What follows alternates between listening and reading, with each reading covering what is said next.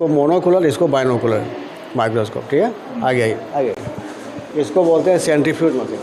इस पे जो है सीरम सेपरेट करते हैं इससे, सीरम, ठीक है। इसको ओवन बोलते हैं। इसको क्या बोलते हैं? ओवन। इसको इंक्यूबेटर बोलते हैं। सर जी इसके बारे में बताइए। ये एक तरह का जार है, माने प्रयोगशाला जार बोलते हैं इसको। अच्छा, ब्लड लिया जाता है? हाँ, ये टेस्ट ट्यूब है वो सब। अच्छा, टेस्ट ट्यूब है। अच्छा, ये सब लिक्विड के बारे में ये डाला जाता है? ये लिक्विड है, इसका नाम है बेनेडिक्ट सोल्यूशन, ठीक है। इससे जो है पेशाब में शुगर को देखते हैं कि पेशाब में शुगर है या नहीं है।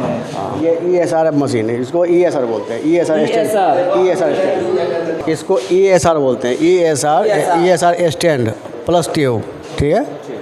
इसको एक तरह का तुला बोलते हैं ना, माइक्रोन के न्यूट्रिएंट अगर जो होता है जो कल्चर के लिए यूज करते हैं, उससे इसको माप के लगाते हैं। तो दोस्तों आपने देखा कि आपको जो है ना पूरे बारीकी से सर जो है यहाँ पे जो डायरेक्टर सर है वो मैं उनसे जानने की कोशिश करूँगा कि क्या सोच के साथ ऐसे पिछड़े इलाके में जो है ना ये बच्चों को तालीम देने के लिए, और फिर कह सकते हैं कि पैरामेडिकल साइंस कॉलेज के तौर पे जो है ना पहला ये एक इंस्टीट्यूट है और स्कूल आप कह सकते हैं कि यहाँ पे वो जो है ना कितनी कठिनाइयों के बाद जो है ना यहाँ पर ये स्थापित किए हैं और क्या सोच है आगे के बारे में वो मुझे बताएंगे। कमरुल बारी साहब, सबसे पहले तो आपका मैं बहुत शुक्रिया अदा करता हूं कि आपने काफ़ी जद्दोजहद और काफ़ी परेशानी के सामना करते हुए आपने यहाँ पे एक छोटे से पिछड़े से इलाके में जो है ना आपने इस कॉलेज को स्थापित किया। तो क्या कुछ इसके बारे में आप बताना चाहेंगे सर? पहले तो मैं आपको दिल की गहराइयों से मुबारकबाद पेश करता हूं कि आप हमारे इंस्टीट्यूट में आए हैं और हमारे इंस्टीट्यूट के बारीकियों को आप उजागर करने की कोशिश कर रहे हैं। इसके लिए मैं बहुत बहुत आपको मुबारकबाद पेश करना चाहता हूं। दरअसल हमारा जो इलाका है वो स्किल डेवलपमेंट के मामले में बहुत पीछे है। बिल्कुल। और इस वक्त इस मुल्क को सबसे किसी चीज़ का ज़्यादा ज़रूरत है, किसी स्किल की ज़्यादा ज़रूरत है तो वो मेडिकल स्किल का है। चूँकि हम लोगों ने कोरोना में देखा है, कोरोना काल के ज़माने में देखा है कि जो बड़े बड़े डॉक्टर थे वो अपने घरों में छुप गए और जिन्हें हम छोटे छोटे डॉक्टर कहते हैं, यही फ्रंट वॉरियर बनकर कोरोना वॉरियर बनकर इस मुल्क के जो बीमार लोग थे, कोरोना से ग्रसित लोग थे, उसको फ्रंट पर जाकर जो है इन्होंने सेवा प्रदान किया और बहुत सारे लोगों को जान बचाने में कामयाबी हासिल किया। तो हम ये सोचते रहे कि इस स्किल को अपने इलाके में क्यों न लाकर स्थापित किया जाए। तो हमारा इलाका इंतहाई दर्जे का इस मामले में पिछड़ा है, स्किल के मामले में। तो वो बच्चा जो बाहर जाकर अपना एफोर्ड नहीं कर सकता है, इंटर पास किया, ग्रेजुएशन किया, फिर घरों में रह गया और उसके बाद उसके पास सारा मुस्तकबिल अंधेरा नज़र आ रहा उसके सामने, तो वैसे लोगों के लिए हम लोगों ने ये प्रोग्राम लाया है और इस प्रोग्राम पैरामेडिकल कॉलेज खोले हैं। और इसके साथ अगर वो स्किल को डेवलप करता है, मेडिकल स्किल को, तो वो कहीं भी जाकर बरसरे रोज़गार बन सकता है, आत्मनिर्भर बन सकता है, मुल्क के अंदर बेहतरीन खिदमात फराहम कर सकता है। ये हमारा विजनरी प्रोग्राम है कि हमारे बच्चे जो बगैर स्किल के हैं उसको मेडिकल स्किल दिया जाए ताकि वो अपने देश के, अपने रियासत के आवाम का बेहतरीन खिदमत अंजाम दे सके और उसके अंदर आत्मनिर्भरता के साथ वो अर्निंग भी कर सके।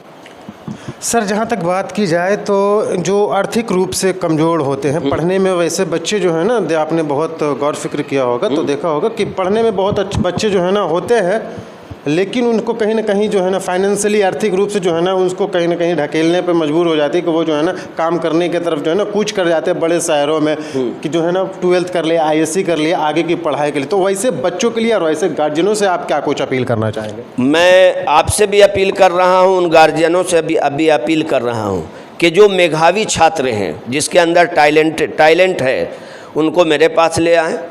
मैं उनको स्पॉन्सर्ड कराऊंगा अपने, और जो हमारे NGOs हैं उनके द्वारा मैं उनको स्पॉन्सर्ड कराऊंगा और फ्री में उनको मैं स्पॉन्सर्ड कराऊंगा और फ्री में एजुकेशन दूंगा। वैसे जो मेधावी छात्र हैं, जो पढ़ना चाहते हैं, उसको किसी भी कोने में दर दर की भटकने की ज़रूरत नहीं है। पकरी बरामा की सरजमीन पर उसको बेहतरीन तालीम मिलेगी और एक बेहतरीन पैरामेडिक्स और बेहतरीन असिस्टेंट डॉक्टर बना के हम लोग यहाँ से निकालेंगे ताकि देश में जाकर सेवा कर सके फ्री ऑफ कॉस्ट। हम लोग वैसे मेधावी छात्रों को हम कहेंगे आपसे भी कि आप निकाल के दें मुझे, और मैं समाज और सोसाइटी के लोगों से भी अपील करता हूं कि जो भी किसी भी कौम का हो वो बच्चे आए हमारे पास, हम उनका टेस्ट लेंगे और हम देखेंगे ये पढ़ने में बच्चे हों बच्चियां हों। और बिलखुसूस तौर पे बच्चियों के लिए हमारा इदारा बिल्कुल खुला हुआ है, क्योंकि वो बाहर जाने में असमर्थ है, उसके गार्जियन में हेजिटेशन है कि हम बाहर कहाँ भेजें। तो इन सब चीज़ों के लिए हमारा इदारा खुला हुआ है, हम लोग उसको स्पॉन्सर्ड कराएंगे किसी NGOs के द्वारा और हम उसको जो है पढ़ाएंगे यहाँ फ्री ऑफ कॉस्ट। कि बच्चे यहाँ पे जो है ना बहुत अच्छे से जो है ना वेल डिसिप्लिनेड में मुझे दिखे, तो मुझे लगा कि नहीं चलिए ये जो है ना पहला एक इदारा है, पहला एक कॉलेज जो है ना यहाँ पे कमरुल बारी साहब की तरफ से स्थापित किया गया, तो इनकी तरफ से जो है ना मुझे जानने की कोशिश करनी चाहिए और आगे आने वाले बच्चे को जो है ना एक इस वीडियो के माध्यम से मैसेज पहुँचानी चाहिए कि अगर आप पढ़ने में सक्षम हैं और पढ़ने में जो है ना बहुत टैलेंटेड है तो आप निश्चित रूप से यहाँ पर आइए। जैसा कि कमरुल बारी साहब ने बताया कि निश्चित रूप से आपका जो है ना यहाँ पे बेहतर ज़िंदगी और बेहतर इंसान बनाने में हर तरफ से सहयोग किया जाएगा। हाँ, और एक चीज़ और मैं बता देता हूँ कि ओनली वन बिहार में एक ऐसा इंस्टीट्यूट है जहाँ पे कम्युनिकेशन स्किल भी डेवलप कराया जा रहा है। फ्री में हम लोग इंग्लिश स्पोकन भी दे रहे हैं। इन स्किल के साथ, मेडिकल स्किल के साथ हम लोग उनके लैंग्वेज डेवलपमेंट के लिए भी यहाँ पे फैकल्टीज रखे हुए हैं। बाज़ाब्ता बच्चियों से पूछ सकते हैं, बच्चियों से कि इन लोगों के बीच में इंग्लिश का, ताकि इंडिया ही नहीं बल्कि मुल्क के दुनिया के किसी कोने में जाए तो वो अपने योग्यता का भरपूर मुजाहरा कर सके, अपने पर्सनालिटी का बेहतरीन मुजाहरा कर सके। ये हम लोग एक विजनरी प्रोग्राम है और इसी के तहत हम लोग चल रहे हैं और इंशाल्लाह इसके बड़े अच्छे नताइज सामने आएंगे जी। अच्छा, टोटल अभी जहाँ तक बात की जाए तो आपके इस कैंपस के कितने बच्चे अभी लमसम में हमारे पास जो है 21 बच्चे के लगभग यहाँ पे हैं और अभी और भी बच्चे आ रहे हैं। आज बहुत सारे बच्चे कुछ त्यौहार वगैरह ये वो की वजह से अभी नहीं आ पाए हैं। और ये इस साल का और पिछले ईयर का भी बच्चे हैं करीब, और कुछ बच्चे आज नहीं आ पाए हैं। सब टोटल जोड़ दिया जाए तो 35 बच्चे। अच्छा, कोई अगर पैरामेडिकल साइंस कॉलेज में आना चाहता है, जो क्या है कंपलसरी है कि 10th पास ही होनी चाहिए फिर 12th पास करके ही आना चाहिए? नहीं, 12 पास 10th पास दोनों के लिए है। दोनों के लिए? हाँ, 12 पास अगर है तो उसके लिए 2 इयर्स का है और 1 ये मैट्रिक पास है तो 1 ईयर का है, ड्रेसर्स वगैरह का ये सब कोर्स है, समझे। तो कुछ बच्चे यहाँ पे देखिए कि हैं, वो कौन से सेमेस्टर में आप पढ़ रहे हैं, मैं जानने की कोशिश करता हूँ। आपका कौन सा सेमेस्टर चल रहा है अभी? फर्स्ट सेमेस्टर चल रहा है।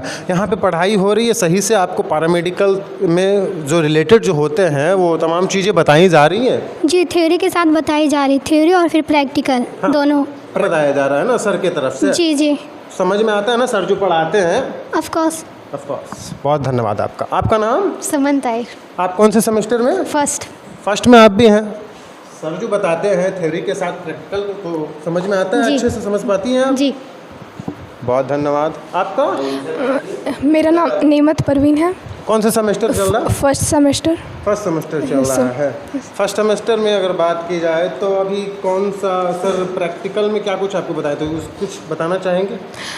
जी, ये प्रैक्टिकल में बताया गया है इंजेक्शन के बारे में, इंजेक्शन कैसे देना है, बीपी चेक करना वगैरह ये सब बताया गया है। मतलब ये अभी हाँ, और फर्स्ट एड के बारे में बताया गया है और हाँ, और प्रैक्टिकली बताया गया है ये सब। तो दोस्तों, आपने देखा कि छात्राओं ने क्या कुछ पढ़ रहे हैं, क्या कुछ सीख रहे हैं, वो तमाम चीज़ों को आपने सुना और देखा कि तो कुछ छात्र भी यहाँ पे मौजूद हैं, उनसे भी जानने की कोशिश करते हैं। आपका नाम सर? मोहम्मद सुहेल खान। कहाँ से आते हैं? रूपाओं से आते हैं। कौन सा सेमेस्टर चल रहा है? फर्स्ट सेमेस्टर चल रहा है। आपको जो थ्योरी और प्रैक्टिकल के साथ जो आपको सर बताते हैं तो उसमें आप क्या कुछ अभी तक आपने क्या कुछ सीखा है? अभी इंजेक्शन देना सीखे हैं, रूटीन एग्जामिनेशन के बारे में जान रहे हैं, उसके बाद ये HB हीमोग्लोबिन टेस्ट के बारे में जाने हैं। 2 मेथड से किया जाता है, सैली मेथड है, साइन मेथड है। उसके बाद पम्पकिन पे थोड़ा प्रैक्टिकल कराया गया है। उसके बाद मसल में कैसे देना है इंजेक्शन, वेन में कैसे देना है, ये सब अभी न्यूज़ सीखे हैं अभी। हाँ, अच्छा, जहाँ तक मसल्स में इंजेक्शन देने की बात है तो अगर जहाँ बैक में देना है, बैक साइड पे, तो 4 फिंगर ऊपर से नाप करके उसका 4 पार्ट करना है। 4 पार्ट में वो अपर पार्ट का राइट साइड वाला में देना है। अगर जहाँ इस साइड में देते हैं तो आगे चल के पेन हो सकता है। और उसके बाद अगर मसल में अगर हाथ में दे रहे हैं तो ऊपर से ऐसे 4 उंगली से फिंगर से नाप लेना है। उसके बाद एक ऐसे करना है और उसके बीच में सेंटर में 90 डिग्री पे दे देना है इंजेक्शन। यस है ना? यस। चलिए, बहुत धन्यवाद। आपका नाम? सही आप। कौन सा सेमेस्टर? मेरा 3rd सेमेस्टर है। 3rd सेमेस्टर चल रहा। अगर सर कोई नए बच्चे आते हैं तो आप उनको कैसे गाइड करते हैं? अच्छे से गाइड। आप सीनियर हैं जी, है ना? अच्छे से गाइड करते और हैं। अभी तक की बात की जाए तो क्या कुछ आपने इस स्कूल से, इस इदारे से हासिल किया, क्या कुछ बताना चाहेंगे? जी, हम ये स्कूल से, एक इदारे से जो हासिल किए हैं, बहुत कुछ किए हैं। ये हम अपने घर भी जाते तो घर पे भी इलाज करते हैं और यहाँ भी अपना, मेरा घर हुआ जम्मू, ऐसे हम यहाँ रहते हैं तो अपना करते हैं, यहाँ इलाज करते हैं, अपना दवाई चलाते हैं। अच्छा, जहाँ तक बात की जाए, कोई लोग नए लोग आते हैं या फिर किसी का बीपी हाई है तो आप उसको जो है ना चेक कैसे करेंगे? बीपी चेक करने के लिए क्या कुछ करना पड़ता है? उसके बीपी चेक करने के लिए जो पहले है, पेशेंट को बैठाना है। हाँ। उसके बाद थोड़ा देर, जो वो दूर से आया उसको चल करके थोड़ा बैठने करना है। उसके बाद बैठ कर रेस्ट ले लेंगे। उसके बाद बीपी मशीन लगाना है। उसके बाद बीपी चेक करना है। तो दोस्तों, आपने देखा कि बहुत अच्छा, बहुत शानदार तरीके से जो है ना यहाँ पे बच्चों को तालीम दी जा रही है। तो हमारी गुजारिश रहेगी उन तमाम अभिभावकों से कि जो भी बच्चे आपके जो है ना पढ़ने में सक्षम हैं तो निश्चित रूप से इस स्कूल में आप एक बार विज़िट कीजिए। और कमरुल बारी साहब डायरेक्टर जो यहाँ पे हैं, उनसे आप संपर्क कीजिए। मैं यकीन दिलाता हूँ कि आपके बच्चों को जो है ना बेहतर मुस्तकबिल और बेहतर ज़िंदगी और बेहतर इंसान बनाने में जो है ना यह स्कूल जो है ना कारगर साबित होगा।